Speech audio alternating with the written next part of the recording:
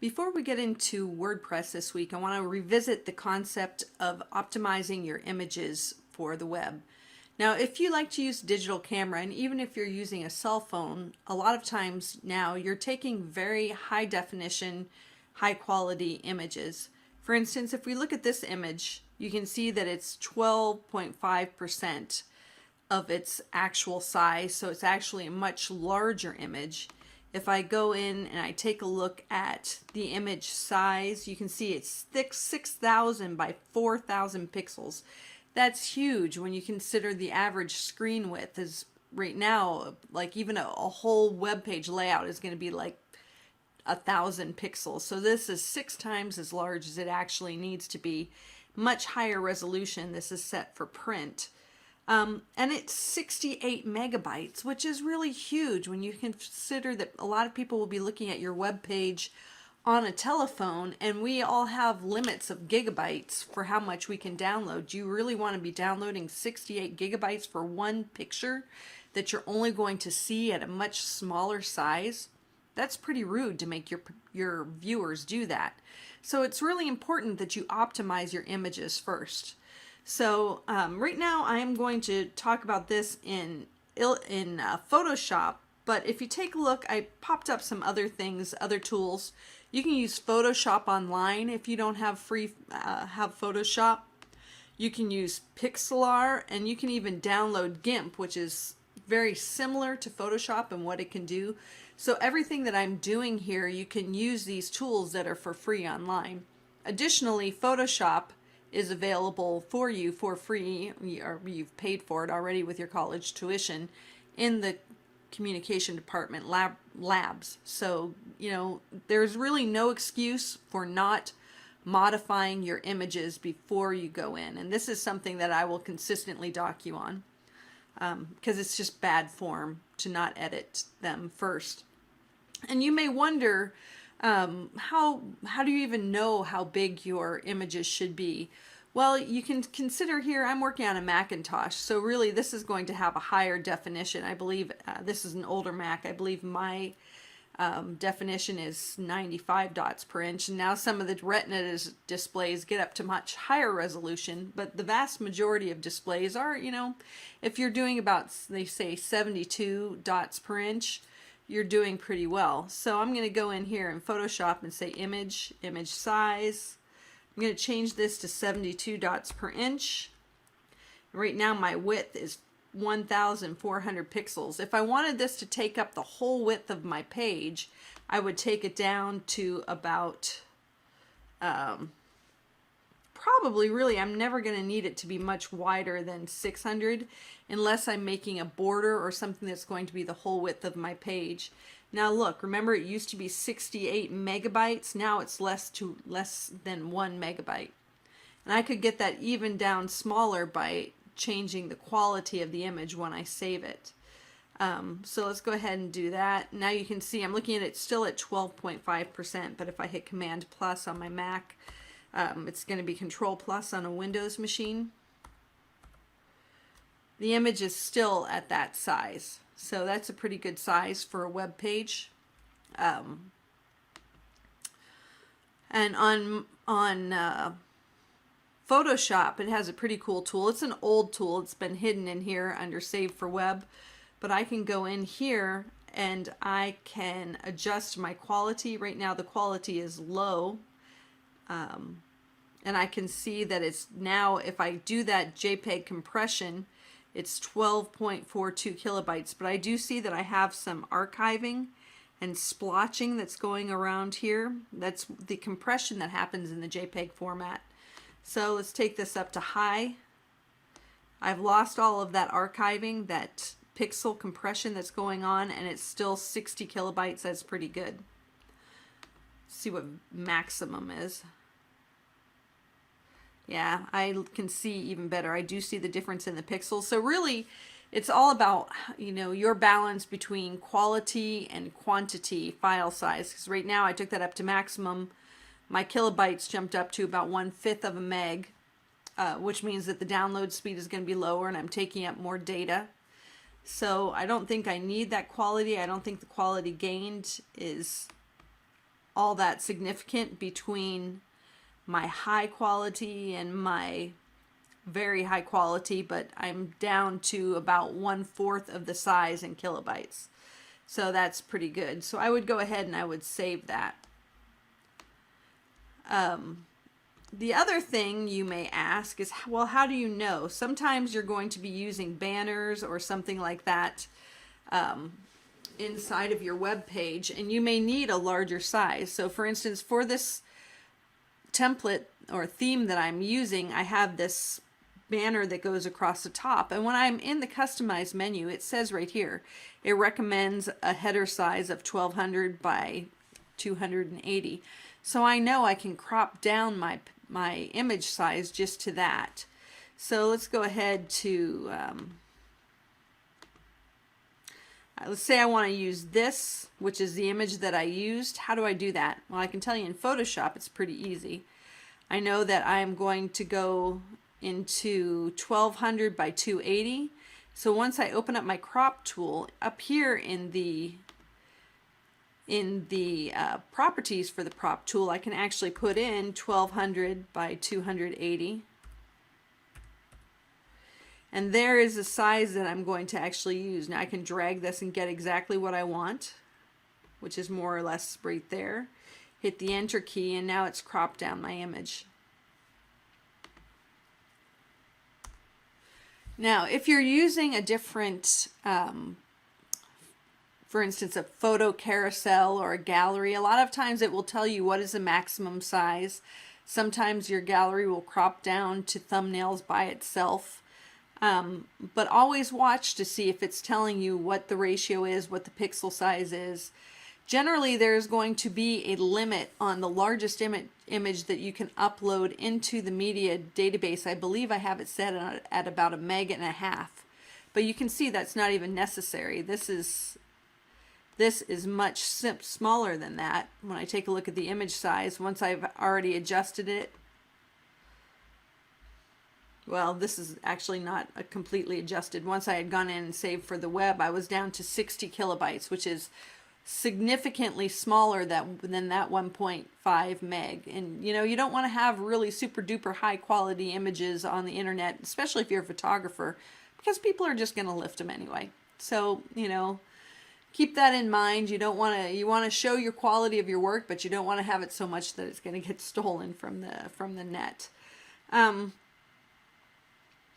So anyway, please pay attention to that, to the image quality, to the file size, because you are limited. So now let's get into the back into WordPress. Okay, so probably the easiest way to get into your customize menu is to just open up your site, and if you're viewing your site, which is going to be the best bet, hit this customize button.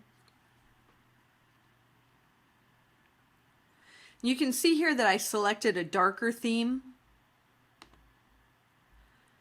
This particular theme has these options where I could go gray, that's kind of boring. Red, I don't like that. Yellow, I know I won't like this, but let's go dark. Okay, so I'm going to stick here with this. Your theme may or may not have these options, but remember that everything that we do, you can actually change in the cascading style sheet, because I have installed a specialized CSS plugin into the site. So I'm going to go ahead and save that. And I'm going to go back. And so now where do I put in a header? If you have something, you may actually even have a whole carousel to put in multiple rotating images and things like that. This particular theme does not have it. So I'm just going to go in here and I can add a new image, which I've already uploaded, but we're going to talk a little bit about adding media here.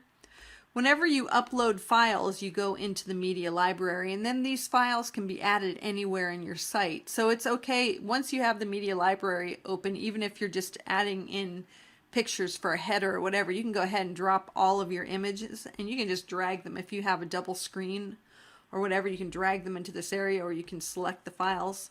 And then they show up here in the media gallery. So I'm going to go ahead and select this, and whenever you have your image selected, you should probably put in a title, and you can put in an alt text.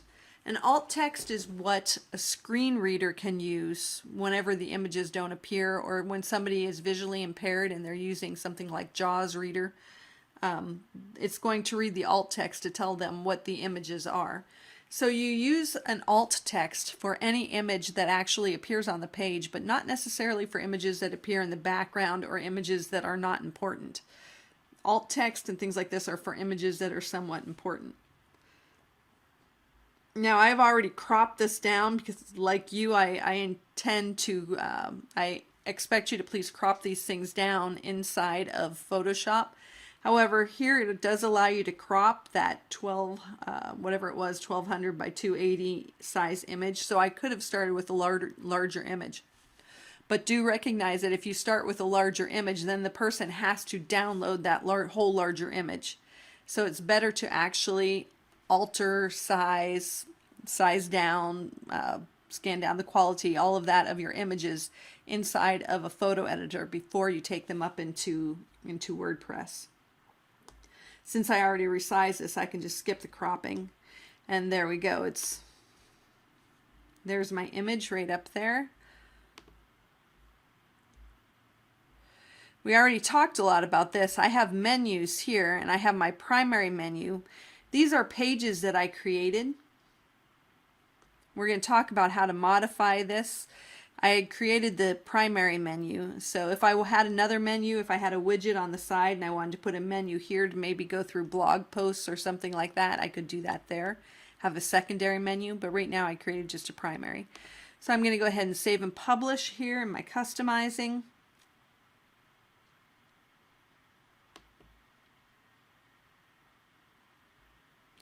And I want to go out to my dashboard.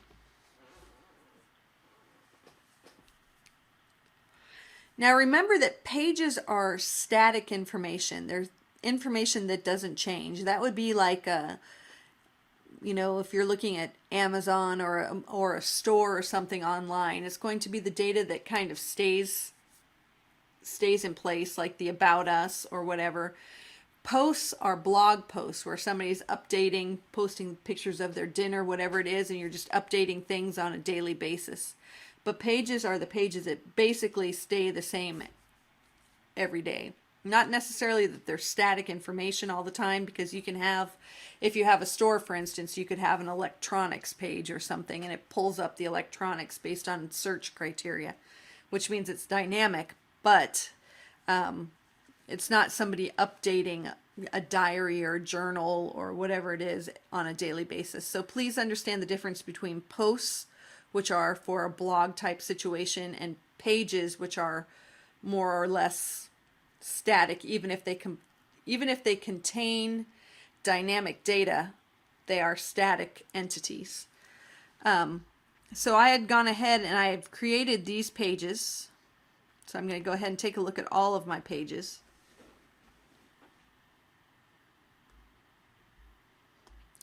So actually the calendar plugin created this one, but I just went ahead and I just created these pages naturally. And now if I go ahead and I take a look at my menus, well, you can get to the menus here in Appearance, or actually I believe you can get into them in here somewhere. I'm not sure. I'm just going to go in. Every once in a while you'll see a menu pop up. Okay, so to create a menu, you actually have to go ahead and hit this create a new menu. I created a menu called Primary.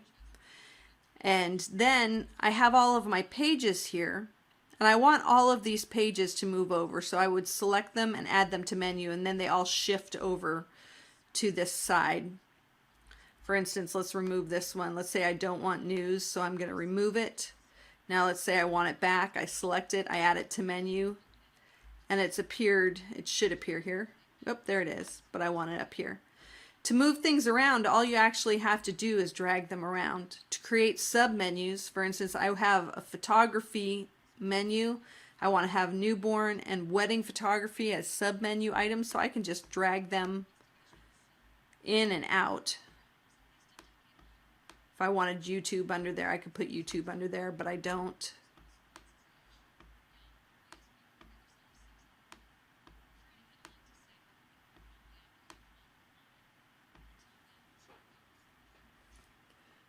Okay, so that is how you make your menus, which is, it's actually pretty easy. Then you go ahead and you just save it.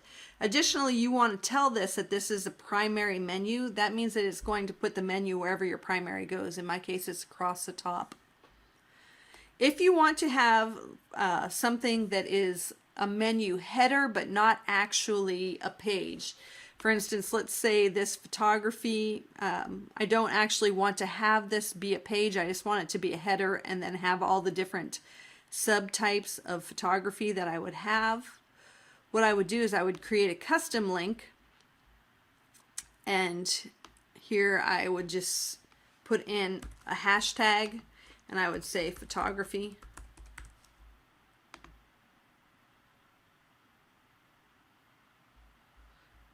Now I could remove this one.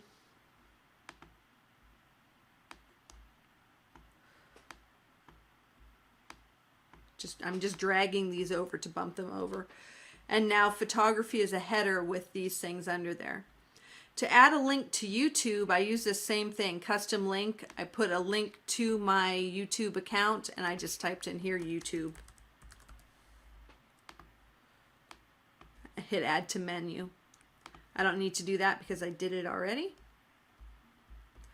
So I'm going to go ahead and say save menu.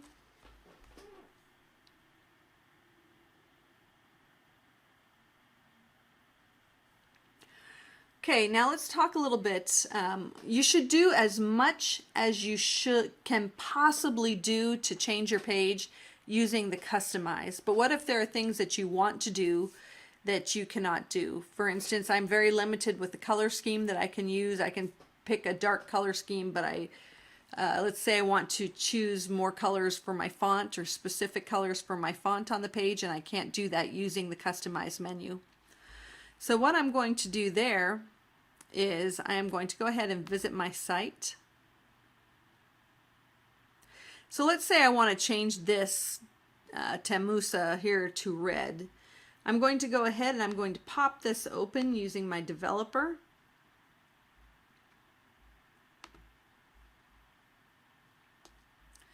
And I'm going to inspect this particular object. And now over here, if I'm looking at the rules, you can see that I have all of these things in here that, and by the way, this is Firefox. Chrome has also similar tools. You just right click and click inspect. But I don't know, it probably does do this highlighting. I'm not quite sure. So right here I can see this one is saying site branding, site title, a hover, but I'm not really worried about the hover, which is turning a light blue. Let's say I just want it to be red regularly. So I am going to go down until I find it. And I can see here, not only by using the inspection, but then it shows me in the code, and I can see I have a div called site branding with the class of site branding, a P tag with the site title, and then within that I have an A tag.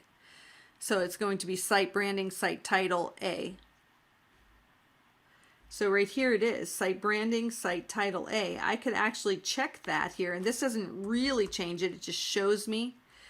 Right now this is changing all of my links red because they're all included in all of this stuff that doesn't count. All I really want is this particular one, and Firefox highlights that for me because they're awesome. So I'm going to go ahead and I'm just going to copy this. If I refresh this after I copy it,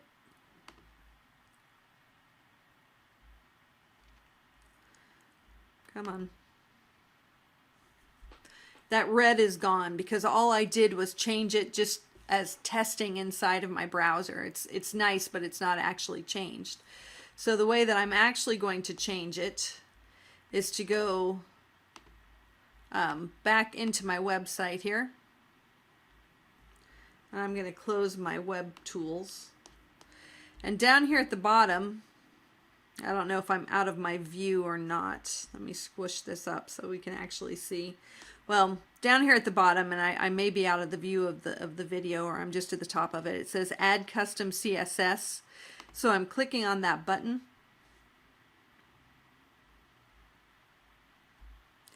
And so now here in this custom CSS rules, I can just put that in, and this is called a compound path. It lets us be very, very specific, do a specific drill down to get just these things that we want. So if I wanted some other div inside of site branding, it's not going to get it. It's just getting those A tags inside of the site title that are inside of the site branding. It's a very, very specific tag.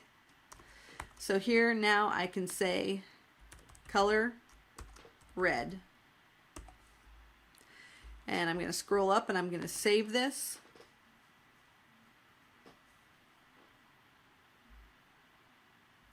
And now if I go in and I visit my site,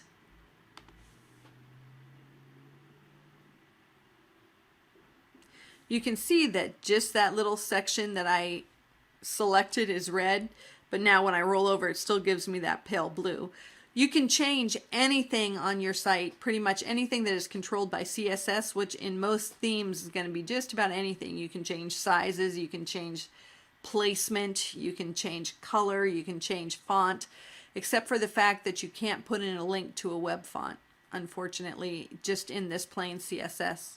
If we were in a more advanced web WordPress class, we would get into that, but that's kind of a little bit above and beyond here.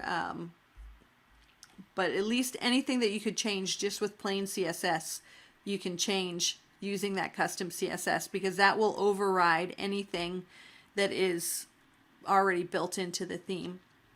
So I want you to get in and play with that. Don't just do things that are simple necessarily. Well, you can do some of this, changing the font color, but see what you can do with changing your CSS and having a little bit more control.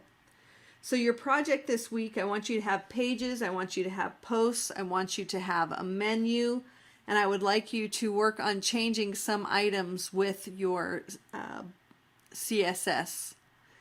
I also want you to import at least, I don't know, 5 or 6 at a minimum different media objects that you're putting in either as headers or in your carousel. So you're going to go in and work on your optimizing your media for the web and then uploading it and using it in your site.